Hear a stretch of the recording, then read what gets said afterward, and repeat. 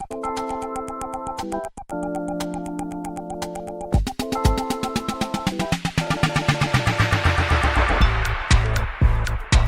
guys, welcome to another episode of the Technology Show, where our experts translate geek into regular speak. How do you feel about mixed reality versus virtual reality? And what are your thoughts? Gadgets or games?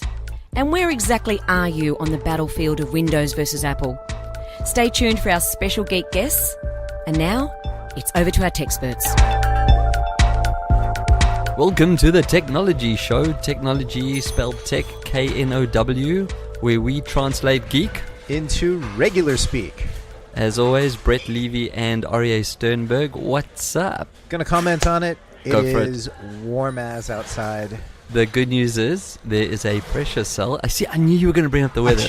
What else can I do? There is a high pressure cell sitting to the east of us that is about to burst, and it's going to be damn cold tomorrow and the next day. Which means rain? Yep, rain as well. Please. It's going to be you thought you were getting off autumn. Well, sayonara, mofo. It's coming. Can I just say, that sucks. On to the app of the week. And what's going to be? So it started off as, I thought it was selfish actually. I thought it was only on iOS. But it appears it is on Android because we sent these awesome people an email and they responded like within 5 minutes. I was just like, do you have this on Android? And they were like, sure, here's the link. So the app of the week is Ground, as in the stuff we stand on. It's a news app. It's a great source of news. But for someone who is very focused on UI and UX, this is one of the sexiest news apps I've ever come across. Would you agree, Mr. Sternberg? We'll get into it. I'm going to add comments later, as I usually do, but okay. This is groundbreaking as far as news goes. Ooh, would you like what I did there? Okay, so let's just quickly move along. The reason why I chose this, amongst all the fake news that we have and all the millions of sources you can go to, I was searching for something that would just bring all forms of news through to me, and I found lots of apps. What I liked about Ground, and I mentioned the UI UX, the user interface, user experience, it gives you a choice to choose a map. So you can choose topics, which a lot of the news apps do. And once you've chose that, you can choose your location. Lots of apps do that. But then when you look at it on the map, it actually shows you where the news story is coming from. So just by sliding your finger left and right along the screen, you can change continents or countries or whatever it is you need to do. And you can see different news articles in a picture form. Like it looks like a little beacon. It also gives the chance to have just top news. So you have a little scroll bar along the bottom with breaking news or top news that is not necessarily linked to your locale. And yeah, just like it. What's your take on it? Well, there's so much happening in this app. You know, right now we have so much content to consume online, and one of the biggest challenges and hurdles that we have with just trying to manage our day is how do you pull content in that is going to be relevant for you and that you can listen to and engage with. So I've got Facebook notifications, I've got Twitter notifications, I've got Flipboard notifications. Now Ground is pulling it all into a single spot, and it's allowing you to browse it both visually from a map perspective, so you can see where in the world you are and where the news is happening. Where in the world is Wally? Or just the news? No, just the news. Okay. From a data perspective, it's actually showing you the size of how much engagement with the news is happening. So I never noticed the that. Bubbles are bigger and smaller. I did not notice that. And then it also allows you to browse content by, as you normally would with rows of headlines, filterable by content filters, publication filters, as well as quote-unquote my news, which is news that you sort of set up yourself, right? That's right. Now, the coolest thing here is you can actually add news. Why would you add news? Well, if something's happening. Just Okay. like on Twitter when you see something going on. Why would you add news? It's radio, man. I'm like, why would you add news? I'm like leading you into the question. Yeah. No, I know why you would add news. Like, it's the ability to add it, right? Now, besides the ability to add news, which can kind of cause that whole fake news story. So I'm sure there's a moderator on the other side. We'll find out from the good people over there when we tag them up. But I like the fact, you mentioned as well, the fact that it shows you the source of the news. I'm not going to mention which network or which publication I do or don't like, but there was a story that I was looking at earlier that had 2 news sources. So it shows you the picture, shows you the headline, and then if you want to read more, you click on the link to the publication. Yep. I have a choice in writing style. I read and follow publications that are written in a genre and a manner that I enjoy, whether it be humor or satire or more descriptive than fact or more fact than descriptive. So when given the choice between the two, I obviously would then be able to choose, as opposed to just being fed the news that the app chooses to feed. Big shout out, really like the app. I don't see adverts running through there. Did you notice any adverts on your feed? I don't see any, and where this could be really interesting is the fact that you do have location-based, you do have preferences that are being picked up. We don't know what kind of content's being pulled on the back end, but you do use Google or Facebook to log in. Yep. So it's already syncing to a profile. Now, GDPR and privacy aside, to be able to actually begin custom offering of content and potentially advertising that maps to that is very interesting. And we talked especially about the that. map side, right? I think we both know exactly where we're thinking. Absolutely. So I'm actually going to give it a rating. Nothing in the world is perfect except for Apple, so I'm going to give it 9 out of 10. In fact, no, hell, if it was the App Store and you're giving stars, I'm going to give it 5. I can't find a reason not to. I agree. I give it a 5. Look, Yep. For anyone that downloads Ground, look in Australia and like the news post that we put up about the Technology podcast. It's breaking news, And technology. it's not fake news. It's not fake news. It's unconfirmed. Now, Brett's going to go and then look at it and actually confirm it. But the fact that you can create news and confirm it and get it in there, and it requires peer confirmation, that is so critical. So it gives the validation. It's almost like a Wikipedia kind of model that you can add and remove and verify and comment. That is Ground. Now, one little bit additionally, Yes. because the last few apps that we've been looking at, it also has gamification built in. So if you generate content, you will get points. And you love that. Yeah, well, just saying. Another challenge between you and me. Here we go. Shots fired. Shots fired. So Apple and Android, Ground. Yes. Just one thing, and to the developers, when you searched for Ground originally on Android, hence me asking, we didn't find it. So to all the app developers out there, please look at the way you list your apps so that they actually are easy to find. Because initially we thought it wasn't available on Android, but it is. So Ground. It's time for Screens with a Z. Z in Z, Australia. Z. And other countries that Cool. have that Every weird. country except for America. But we do have American listeners. We do. So with a Z. Absolutely. And a Z. So this week we are going back to earphones, but they have a screen. There is a screen. There's a screen. So our friends at Jabra sent me an Engage 75 to play with. Everyone's going, it's a headphone, where's the screen? So what it is, it's actually one of those like boom mics that you see in offices. This is an office product, okay? This is not a consumer product that you're going to go home and sit there and use as a headset. It's a mono headset, so it's just got one earpiece. First of all, 3 configurations. You can actually just clip it straight into your ear, like a very, very big version of an AirPod, those like boom mics that go into your ear. It has a strap that goes over your head, like when you walk into an office and you see someone sitting there taking lots of phone calls. Or the configuration that I've been using, it's a little plastic band that goes around the back of your head and loops over your other ear. Like those, you get those headsets that look like that. So where's the screen? The screen sits on your desk.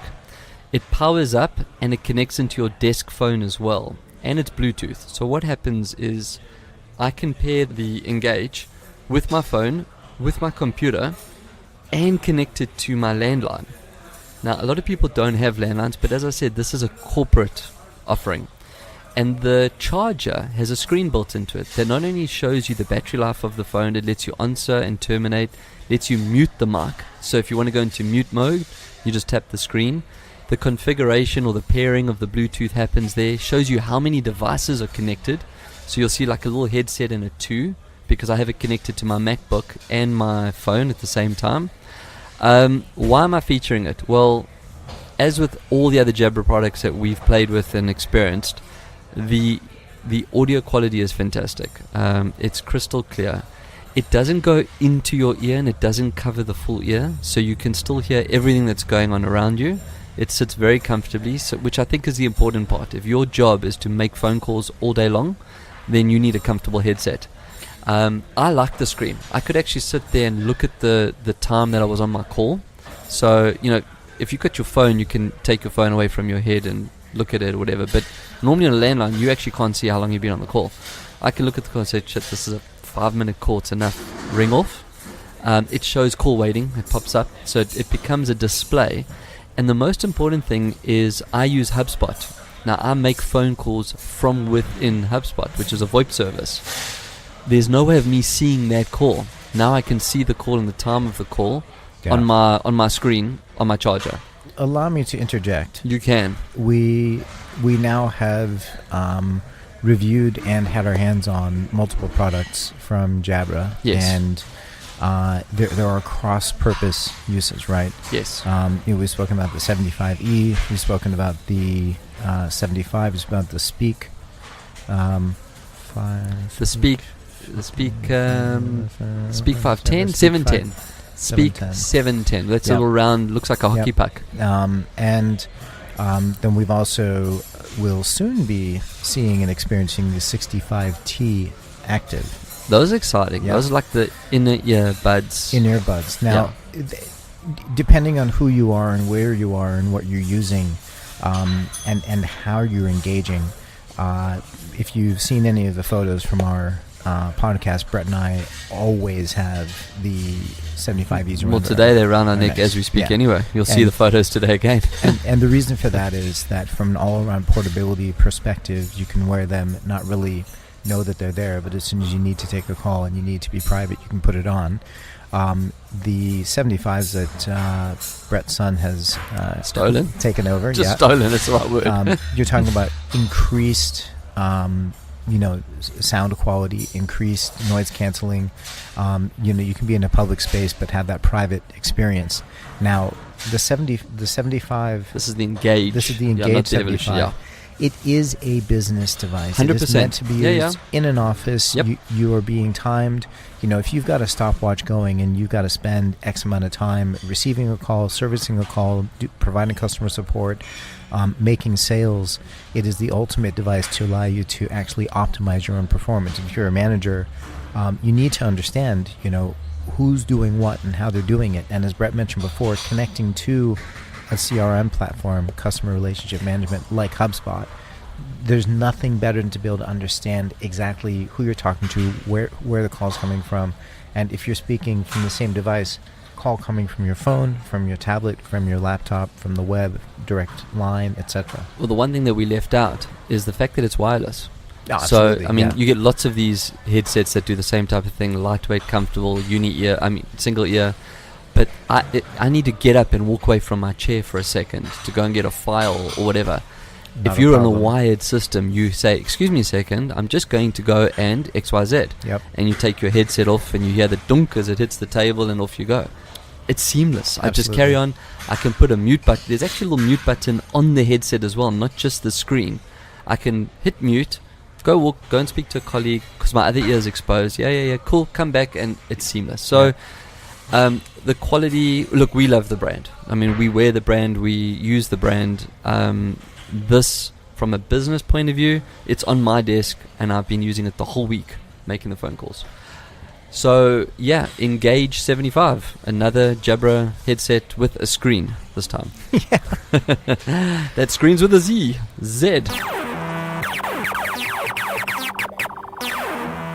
All I can say, Brett, what can you say? It's that time again. It's that time. I'm bouncing. I've got a big grin on my face. Me too. Holy the cow. A and B split test. That's it. But we're not doing a split test. No, it's a split. Okay, it's a split. It's a split. I'm going to just call it small and big. And for all the dirty minds out there, it's not what I was talking about. It's not. Bigger isn't always better. That's also true. So what are we talking about? We're talking about the form factor, and we are going to live within the Apple iPhone universe. No wonder I'm bouncing up and down. It's my favorite part of the show. And we're living within Apple. Holy hell. Now, My first experience of a direct use on an iPhone was an iPhone 5S. And I went from the size of I believe it was a Nexus 6, which is a massive screen, down to a 5S, which is almost half the size. Yeah, that's a big jump down. Talking about a no big wonder you jump. don't like Apple. You went the wrong way, man. No, but then I went up to a 6 Plus. Okay. So it was fine. But, the pros and cons of, the size of a 5S, which is one of Apple's most popular phones. Yep. And then we're Still talking is. about the SE. Yep. And then compared to the 6 Plus, which is Apple's first, arguably big, massive form factor Yes. in a screen. Yes. And it was such, to have that much real estate was incredible on an Apple phone. So let me jump in there for a second. I've had every iPhone, from the first course you one have. to the 3 to the 4 to the 5, 6, 7. I haven't got the 8 or the 10 because I didn't need to. That was the only reason. The 10 I'd like, and I probably will get the 10. Yep. But what you're saying is so important, because I've just had this discussion, and that's what the show's about. It's about helping people make choices, especially the A and B. So why would you choose a form factor like the 5, or even, well, now we're on 8, right? The smaller one, when there is a bigger form factor? So in my opinion, if you consume media on your device, if you browse the web, if you're doing things with a lot of visual input, you want the biggest screen possible without actually putting a tablet next to your head. What Apple has done, and I'm going to say done wrong, these are words that don't come out of my mouth that often, is they've taken the camera technology and they've changed it in the form factors. Now, we understand why. There's lots of moving parts inside camera tech, and if the device is small, you maybe can't fit it in. But if you go for any of the Plus, so 6, 7, 8, you get the dual SLR technology. Yep. If you go for what they would call their small form factor, so the normal phone, you only get a single camera. Which is the 5, 6, 7, 8 5, 6, regular. 7, 8, Yep. correct. Now, the 10 proves that you can crush it into smaller form, which Yep. is a different discussion. Yep. But staying where we are, as much as I would advocate going for the big form, and I carry a 7 Plus, I really think that the decision should be, if you're using it for big media, you go for the bigger screen. If you're using your phone to make phone calls or maybe basic apps, text, etc., small. But it would be amazing if your camera would be the same in both, because then you're really truly making the choice based on the form size. Yep. As opposed to one of the most critical things. Let's be honest, people use their phones. You do iPhone photography courses. So one of the biggest arguments that people had with the Note, now I had a Note version 1, I know you did as well. And You've had all the Notes. Yeah, I've had all the Notes. Even ones that go but- boom. Oh. Having a Note and holding it to your head, people are like, oh, you're holding a whole iPad to your head. Yeah. Meh, meh. Now we all are. Now, why a 5S or a 5SE? 5S and 5SE, you got the speed and power of a larger phone in a small form factor, and let's face it, people with smaller hands. Sure. If you're trying to type or just do a 100%. one-handed action, now some keyboard software like Swipe and whatever the one I'm using allows you to actually I'm using put, Swift, I think. Yeah, Swift. So you can actually put a smaller keyboard on the left or right side of the Yes. screen. Yes, that's right. So you can do one-handed typing. It's still not enough. And depending on the phone, some of the phones are a bit slippery. So if you are holding it with one hand, you're not going to be able to get the same just grip. This is the first iPhone I've ever put a cover on. It's the curved beveled edges of Yep. since 6. Sorry, not this one.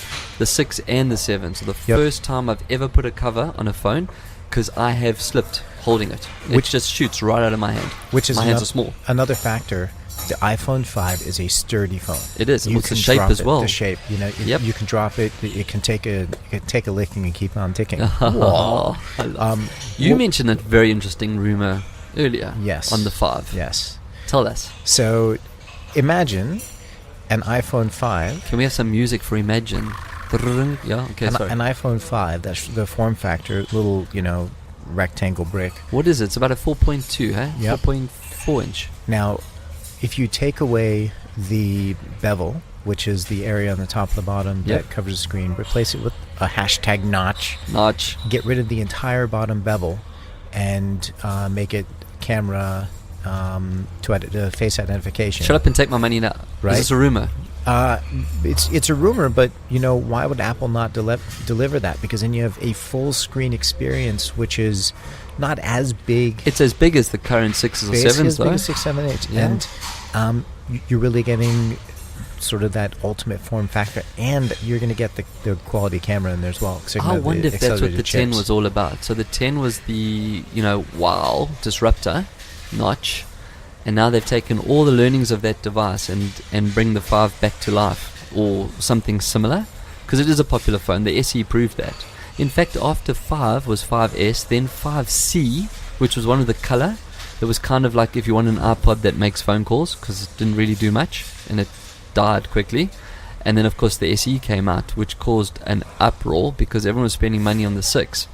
And it had exactly the same specs from a tech point of view and software point of view. It was just a different factor and cheaper.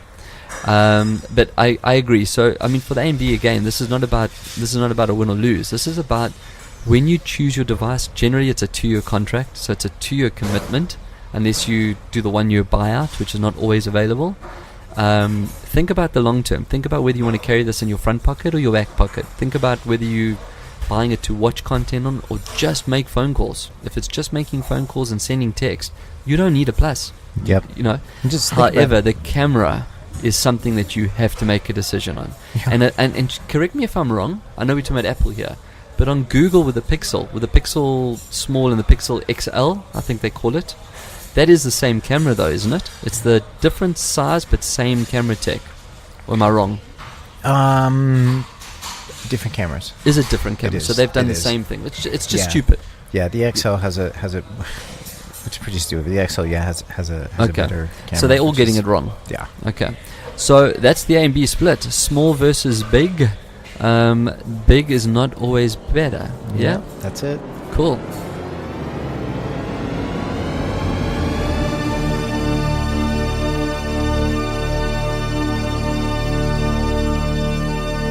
It's time for XR. XR. I'm sure there's a motor car with that badge. Like a Ford or something. Or Jag.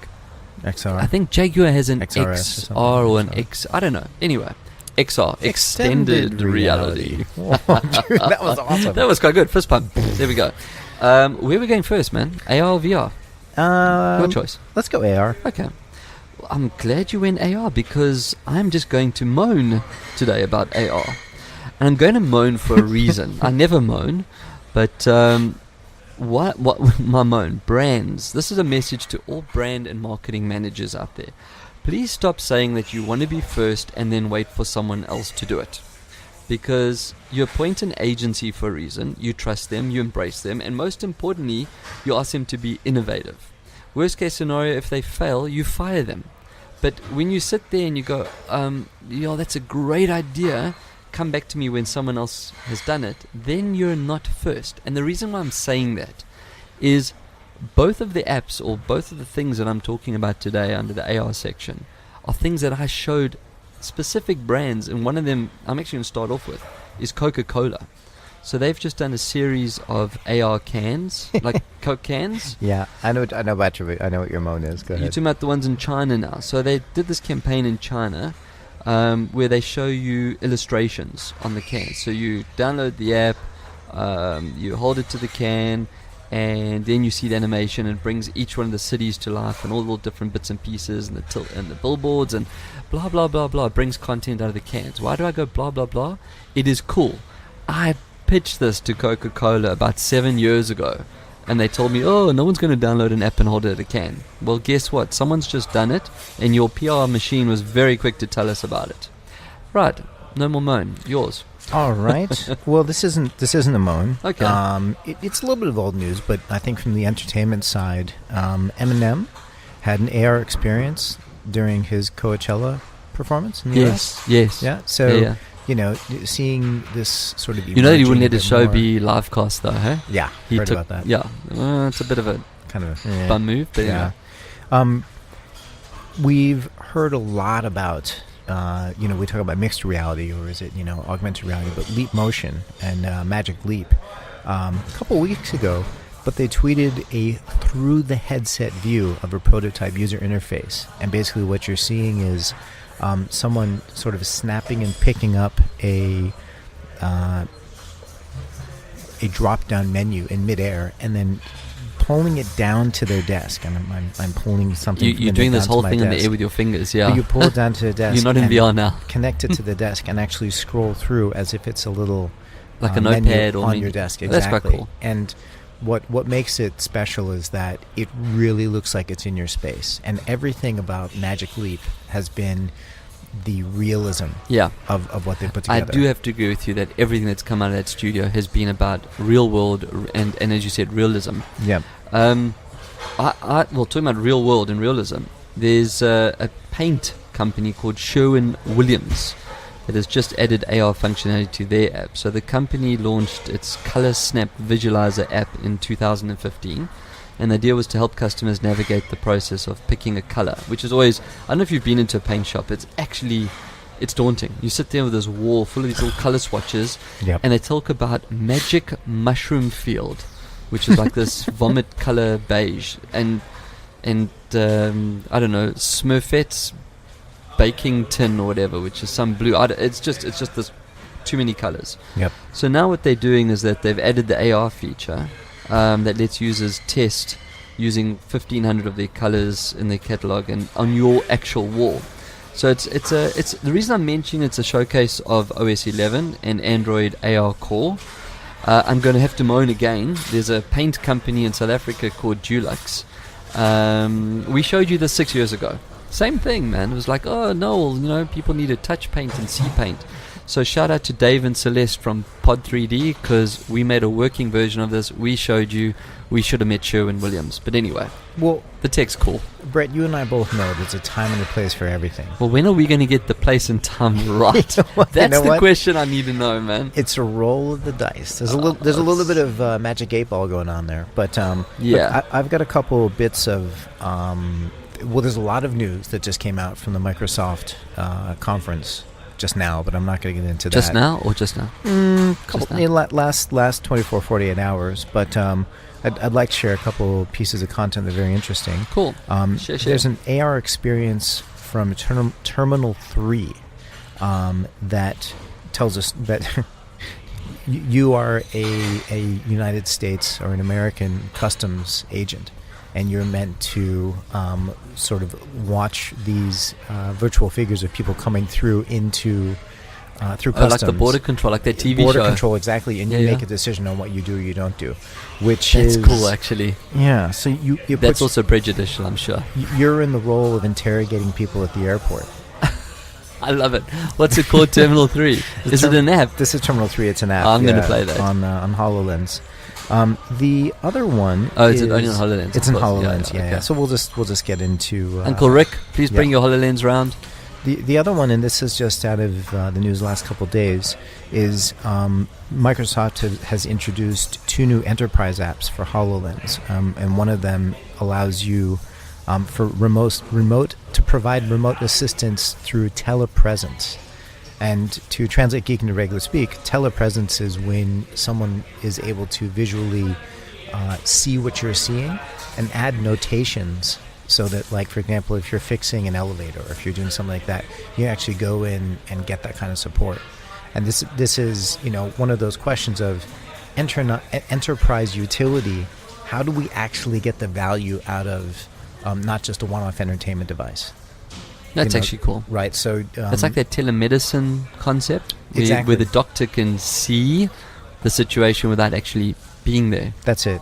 And the whole point is that, you're able to actually do more than just a one-off experience. Just let's fast forward to the future, because, again, we're going to be too early in this one. But let's just take a leap of probably 10 years. Every household has a pair of AR glasses or some form of lens that's sitting there. If you take, like, for example, here in Australia, we've got 13Sick. That's the app that lets doctors come and visit you after hours. And when you try and book a doctor, you go through the motion. Now, you would literally just put your HoloLens on. There'll be a doctor somewhere who could see the patient, talk to the patient, ask you to help and be the hands, maybe with ultra haptics and haptic feedback. Absolutely. And then never have to travel, and the speed that will help recovery.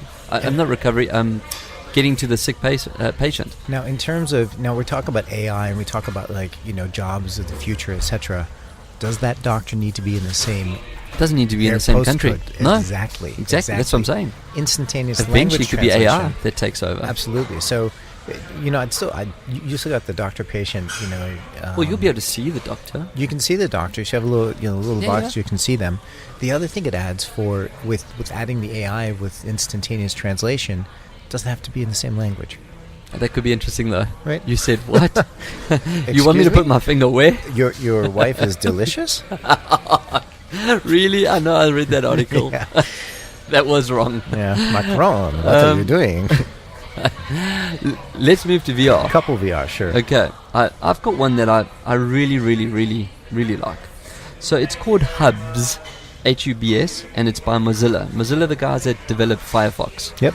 I've always had a soft spot for Mozilla. I've actually gone and visited their offices in San Francisco on the basis that they're just a small company wanting to do good. Literally. I mean, their browser was about, bringing everyone together. They even made a mobile OS. They made Firefox OS. Yep. It didn't take for the same reasons we chatted about last week. But they've launched a thing called Hubs, which is a social VR space. And they use the word social because they're creating web browsers and hubs in a browser-based virtual chat room that users can access with any kind of headset or VR system. So straight away, there's no barrier to entry. Users download the program and click on a URL, and then they can join the VR space. And if users don't have a headset, they can still interact in 2D. So they're not limiting it to just VR. The idea is it's an unfinished experiment, and people can provide feedback in it, but they're doing it to actually help us be a little bit more social, inverted commas, in the closed world, which is the internet and VR. Ready Player One, but without actually immersing yourself into a better place. It's pre. It's correct. It's like Will Ready it become Player that? kindergarten. Ready Player 0.0, 5, Ready maybe? Player preschool. Ready Player pre. Oh, there we Uh-huh. go. Light. Yeah. What you got? So, I've got one of two. I think I'll share these two, and we'll go leave it at that. The first one is that Stanford University launched a VR robot. Now, I love robots. What Any it does stories on is, robots? well, it's very cool, and it's similar to Ultra Haptics, which we've spoken about before, but this one is a shape-shifting pin-headed robot. Okay, that sounds like a Hellraiser movie gone wrong. I would hope they not be sharp pins, but basically it will look at the shape or the texture of objects you're touching in virtual space, and the pins will shape based cool. on what you're touching. Those things that you push your hand through in the pin? Yes. Oh, Yeah. that's awesome. Yeah, Does this exist? Yeah, this is Stanford University has it. So But is it theirs, or is it like It's commercially theirs. available? Oh, Yeah, man. it's theirs. I want to play with these toys. yeah, That's cool. yeah. That is cool. That's The- a nice... But where does that become VR?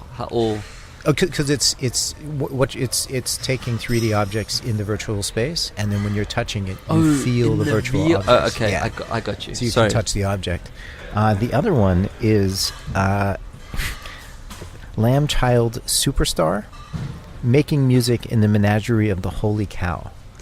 That just was all too much for me. Okay.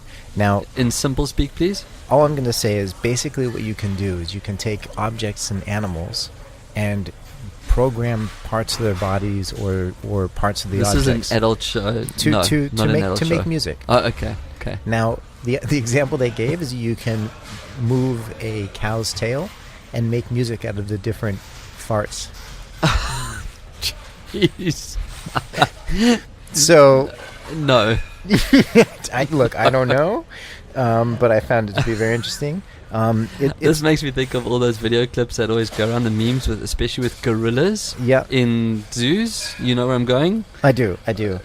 I'll just mention that Holy crap. Lamb Child Superstar is a collaboration between filmmaker Chris Melk and the band OK Go. Okay, now I understand the OK Right. Go part. Yeah. So And we've got Cameron nodding. Cameron's Look, nice. look. But- OK Go's videos are definitely hands down the best in the world. I love their music videos. and this is what so but you can imagine. really, only they could come up with this.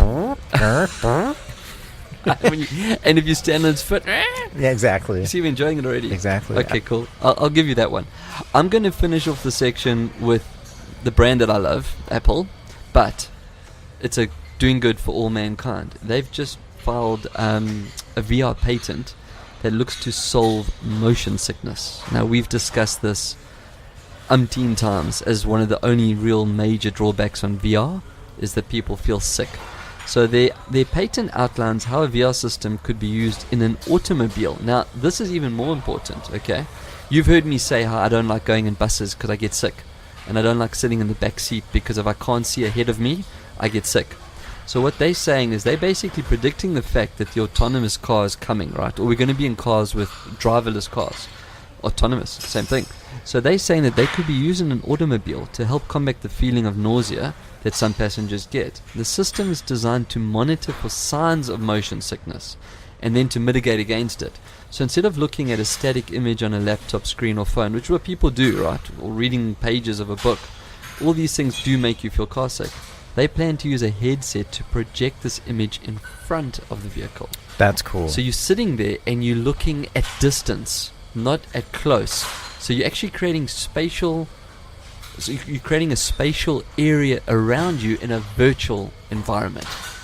It's a bit of a head twister, but the fact that only you're going to see this stuff. It's not like it's open for everyone to see. The privacy's still there, but it's just projecting through your headset into distance. So it's glasses. It goes back to what they're filing with. We know they're making glasses. We know that they're coming. Is this at all similar to the Uber solution they were talking about? I have a feeling that Uber is doing this with Apple. Right. Yes. Yeah. But the whole idea, I mean, and you've been on a bus with me where I've sat there and I've gone, I actually can't do this now. You've said, did you see that email from what? Totally. I said, I can't. Totally. I get sick. So this is a really important breakthrough. And if they can take that tech and or patent and give it to the other clever boys out there, they'll make it like the Oculuses and HTC Vive and give them that same ability to actually project the image further than it appears, or the experience further than it appears. In other words, not on your face. We might be able to have a cure there for this. I'm going to throw one little bit of tech news with a Z, which is just one piece of news, and I know I'm going to move on to our guest of the week. Google Assistant Duplex. Google Assistant Duplex. Tell me. 2 Google accounts, 1 assistant. No. Okay. A Google Assistant made a telephone call to make a reservation at a restaurant, and the restaurateur had no idea they were talking to a robot.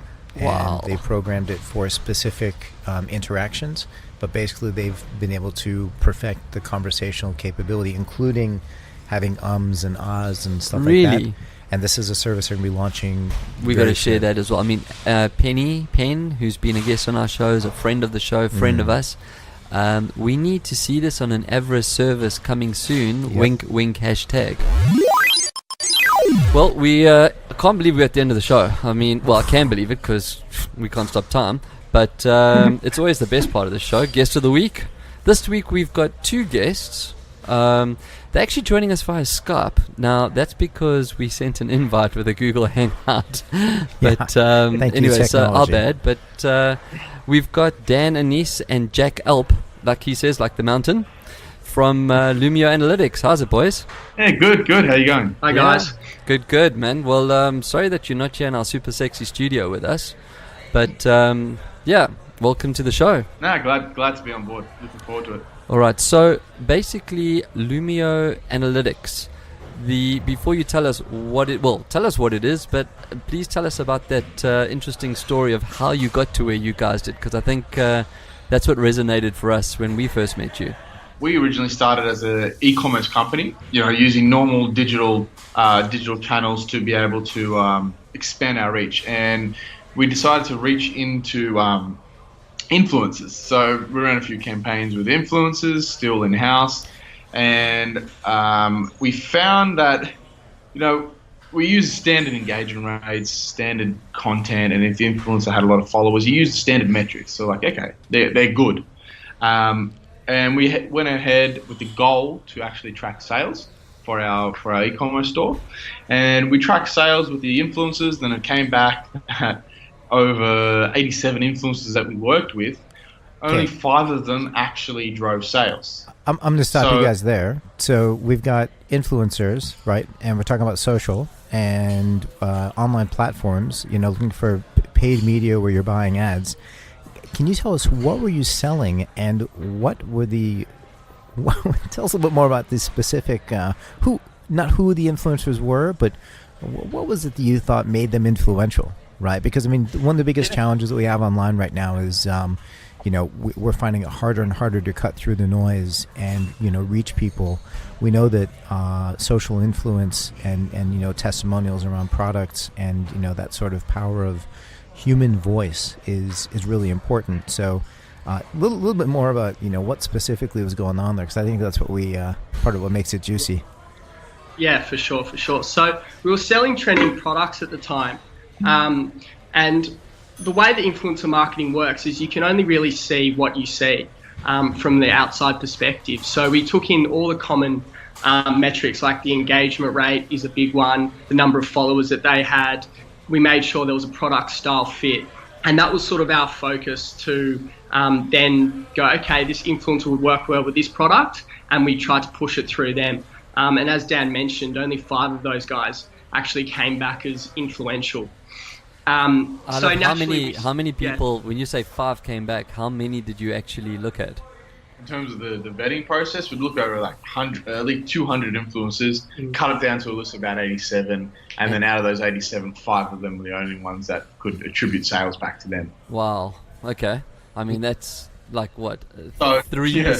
It was super surprising, as you can imagine, and again, a bit disappointing, to be honest. Yeah, 2.5% of the influencers that we worked with actually came back, one, as influential, like in terms of, ones that came back with good engagement was 87 of them, and then only 5 of the 87 were actually ones who had a following that actually bought from the influencer and was influenced by what they were preaching. All right, now for the audience, because they can't see and they haven't seen what we've seen, but basically, as warm-blooded males, nice girls in bikinis don't necessarily mean influencers. Is that true? You put the nail on the head. That's exactly right. That's what it comes down to. Yep. All right. So, I mean, that was your opening presentation. That's when we met, and that's what intrigued us. So, with that in mind, given the fact that the numbers aren't necessarily what they appear to be, now tell us what Lumio is all about and what it's going out there to solve. Yeah. So, I guess Lumio cuts through all that noise, and the goal with what we started with Lumio was that we wanted to not just look at the standard metrics, but we wanted to look into deeper as to who is following the influencer and what they actually do, so how they engage with the influencer. So this gave us kind of, I guess, our experiences gave us the inspiration to build Lumio as to what it is, and to the fact that we knew other brands would be experiencing the same problems as us. So that's when we launched that algorithm to the public, and then provide reports for brands that analyze an influencer's following in depth and give them back almost an objective way to measure that influence.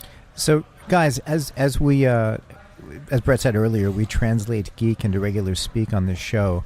It's kind of like a lot of people use buzzwords like AI, machine learning, algorithms. How would you define an algorithm for our listeners who, have heard it? We all know they're out there. But what does it do? What are you doing with that, when you created this algorithm?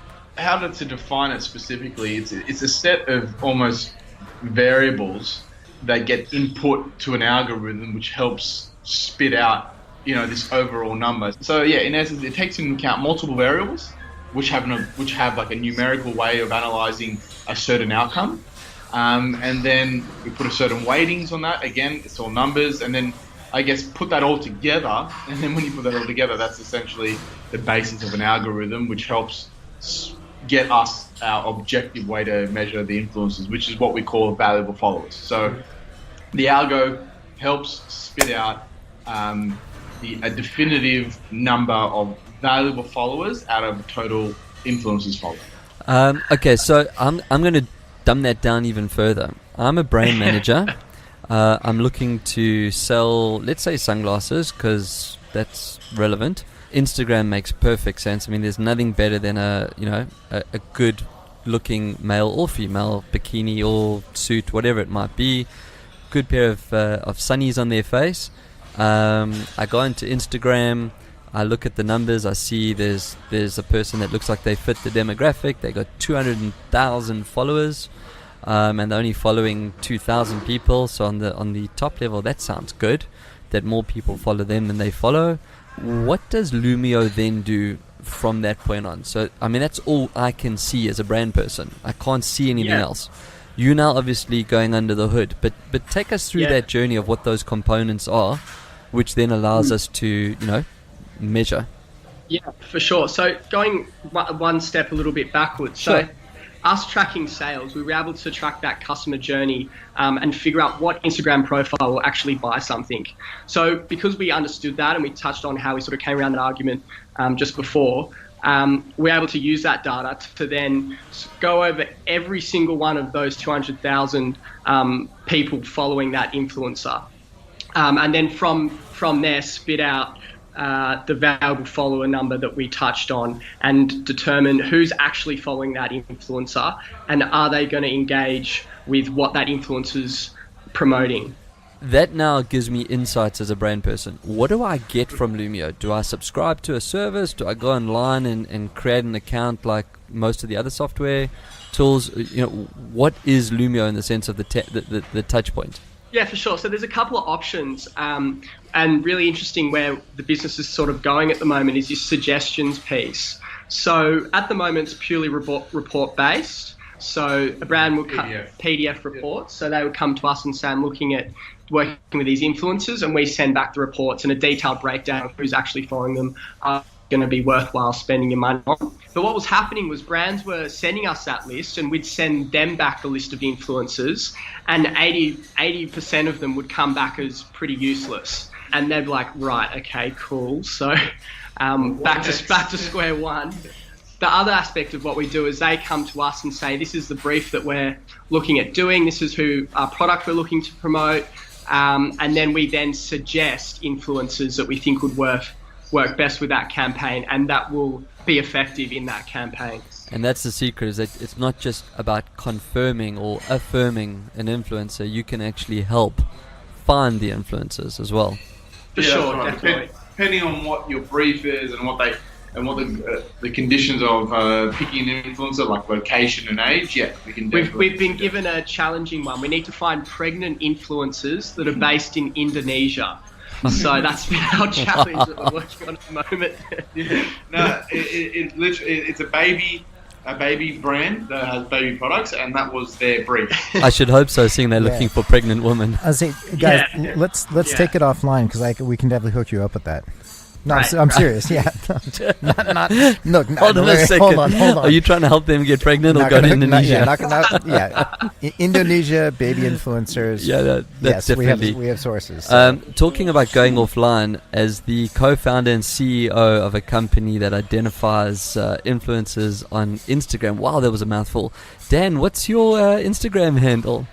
I knew you'd bring this. Well, I've seen enough now to know, there's a lot of noise out there, so I've decided to keep myself off at the moment to purely focus on analysing it objectively. Oh, sorry, mate. I had to bring that up. I thought that was quite funny.